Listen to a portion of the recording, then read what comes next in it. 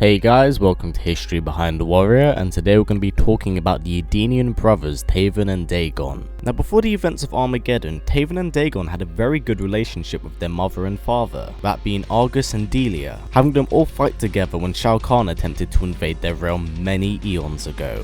Now Argus sensed that the power of fighters was beginning to increase over the years and become extremely unstable. Now Argus had the plan of killing all the fighters, but Delia was able to twist his arm, so instead they came up with a quest for the two brothers, having them race to the top of a pyramid in order to defeat a hellspawn by the name of Blaze. By defeating him, they would absorb his power and nullify many of the fighters' powers, with the victor of the two brothers ascending to godhood and replacing Argus. The two were then put in suspended animation and to be woken at a later date when Armageddon was near by one of their dragons. Now during the suspended animation, Daegon was unfortunately awoken early, in which he would come into contact with the elder god Shinnok, who would manipulate Daegon into believing that his parents had in fact favoured Taven more than him, and was in fact successful in turning Daegon against his parents. So when he met his parents, he would in fact kill Argus and Delia, out of what seemed of spite and jealousy. Now shortly after this, he would create the Red Dragon clan, and perform human experimentations, splicing human and dragon DNA together, whilst enslaving the dragon he had owned. Now after the events of deception, Taven was finally awakened. Learning from Orin his dragon that he woke up a little later than he expected, he would travel to the temple of Argus for more answers about his quest. Now on his journey to his father's temple, he would come across the Black Dragons, a criminal organization being made up of Cobra, Kira and Cabal.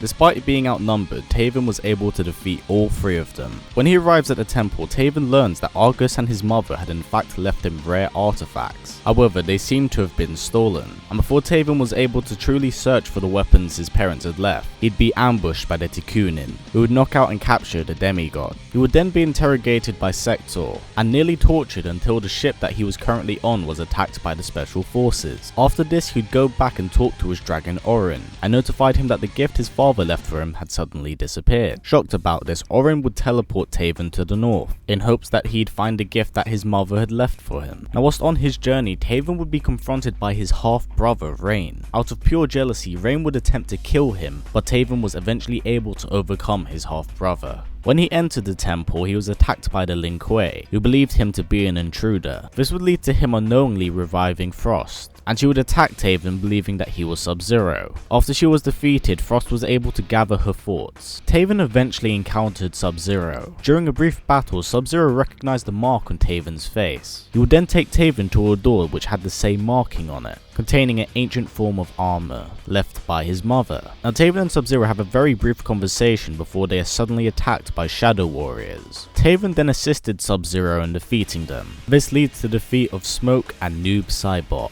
As a form of thank you for Taven, Sub-Zero reveals to Taven that the people that have been attacking him with the dragon symbol were members of the Red Dragon clan, and told him that they resided in the Charred Mountain. Whilst on his way to the Charred Mountains, he would encounter Fujin. Fujin would attempt to make Taven go back home to Edenian, but Taven was on his journey and would defeat anyone in his way, including Fujin, which he did. Now when he arrived at the Charred Mountains, he'd finally meet his brother Daegon. When Taven asked why his men were attempting to kill him, Daegon reveals that he wants Blaze's power for himself, and walks away, leaving Movado to fight Taven. After defeating Movado, he'd briefly meet Kano, who would reveal to Taven that the Red Dragons are in fact trying to create actual Red Dragons, in which he then leaves before he can give more answers to Taven. Taven would then venture out to the Netherrealm, where he'd be ambushed by three of Quan Chi's lackeys, Jataka, Serena and Kia. He would kill Jataka and Kia but free Serena, as he could sense that she was fighting against her own will. Whilst venturing the Netherrealm, he eventually came across Daegon's dragon, Karo, in which Karo reveals that he accidentally released Daegon too soon, and reveals to Taven that his parents were murdered by Daegon. Realizing that Taven was the only hope that they had for the quest finally being fulfilled, Taven would be teleported to the Netherrealm cliffs. Here he would find Dramin and defeat the Oni. Whilst ascending deeper into the Netherrealm, Taven would come across the fallen elder god Shinnok. Unaware of his fallen elder god status, Taven would rush to his side as he was being defeated by Li Mei. After fending her off, he would begin conversating with Shinnok.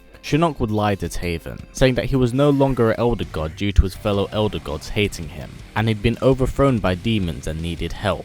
After defeating these fake demons, Shinnok thanked him and returned back to his throne, revealing to Taven that Daegon was no longer in the Netherrealm and teleported him to Earthrealm. Now after Taven left, Daegon then appeared before Shinnok, in which Shinnok begins thinking if he chose the right brother, as he believes that Taven is the far superior fighter. Now when he returned back to his dragon Orin, he found out that the dragon had been injured by Quan Chi, and the spell that had been cast on him was making him grow weaker and weaker each day. Taven then set out to find Quan Chi so that way he could save his friend, and this led to him being teleported to Shao Kahn's fortress, where he snuck up on and attacked by Melina. Now luckily he's able to defeat her, in which he then travels to the dungeons, in which he finds the imprisoned Shijenko. He would then free the old frail man and continue traveling around the fortress trying to find Quan Chi. This would lead him to Goro. He would battle and defeat Goro before coming in contact with Reiko, who would inform Taven that Quan Chi was in the next room. Now after Reiko had been defeated, he would enter Shao Kahn's throne room and spy on a meeting between Quan Chi, Shang Tsung, Onaga and Shao Kahn. The four united and set their eyes on the Pyramid of Argus. The four would then travel through a portal to Edenia, and they would prepare for the Battle of Armageddon. Now Taven would attempt to follow them through a portal, but be stopped by the Thunder God Raiden, and revealed to Taven that he'd in fact struck a deal with Shao Kahn. If he assisted in Shao Kahn gaining the power of Blade, then Earthrealm would be freed of Shao Kahn's wrath, meaning that he couldn't allow Taven to live, and the two battled with Taven defeating the Dark Elder God. And when he passed through the portal, he couldn't believe what had happened. He began considering to give up, but he realized he was too far into this and had to see it to the very end. He would travel to the top of the pyramid and meet his brother Daegon. The two would then battle each other to the death to determine who would finally battle Blaze. Taven was able to defeat and kill his brother Daegon, in which he'd hear the true purpose of this quest from Blaze. Blaze told Taven that all the fighters were engaging in Mortal Kombat at the foot of the pyramid, but Taven didn't care, as he was so heartbroken over this one quest tearing apart his entire family. Now not much is really known after this point in the story, as there's no actual bridge between this ending and the beginning of Mortal Kombat 9 the reboot. But it's teased in Taven's Armageddon ending, where after he defeats Blaze, that Blaze's energy is dispersed amongst all of the fighters during the Battle of Armageddon. But nothing is essentially solid in stone about this battle, but we do know that Shao Kahn did eventually win and absorb the power of Blaze, which in turn resulted in the death of everyone. Now during the reboot of the timeline, Daegon has appeared before Taven, much like the original timeline, where we see he's successful in forming the Red Dragons. Now he does play a rather minor role in the comics, where his clan's aligned with Melina. Now Daegon himself doesn't actually appear till the very end of the comic, where Goro is attempting to strike a deal with him, as during the comics Goro had all of his arms cut off, and the Red Dragons worship the Dragon King Onaga, who is known for his incredible regenerative abilities. So Goro would meet Daegon as he wanted his assistance, and in exchange for this he would give him Ken Chi, a man who infiltrated his ranks many years ago, and began leaking his information to the Special Forces, and the deal seems to have been struck. But we don't have any more Mortal Kombat X comics coming out anytime soon, so we are unaware of what's going to happen from this point onwards. And that's really it for Taven and Daegon, guys. This video has been an extremely long video and I've thoroughly enjoyed making it. Now there's a lot of questions about how these characters will return in the main story, as I'm 1,000,000% sure that these guys are definitely coming back, as they have featured in the endings of Kenshi and Takeda. So hopefully we'll see more from these guys in the very near future. Now as always guys, please comment, like, subscribe and share this video with everyone you know. Please take care and I will see you all next time.